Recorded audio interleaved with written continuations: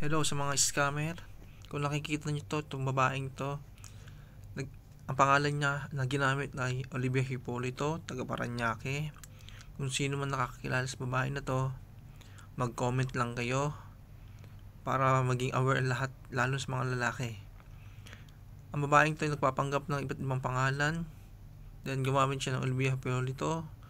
Makikita mo siya sa dating app ng Oppo dating app.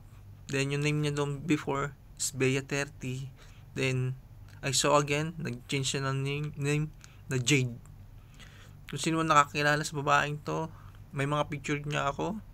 Then mag-comment lang kayo sa baba. Then ipopost ko siya sa YouTube, Instagram, and Facebook.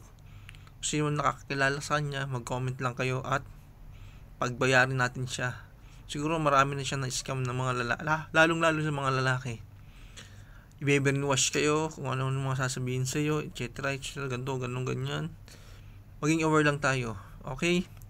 Kung sino man nakakilala sa babaeng to, may mga picture niya ako na hindi niya alam na kinuhanan ko siya ng picture. Yun lang hindi niya alam. Kaya sa mga tao dyan, sa mga lalong-lalo sa mga lalaki, mag-iingat po kayo sa babaeng to. Alam ko, gumagamit siya ng iba't ibang pangalan.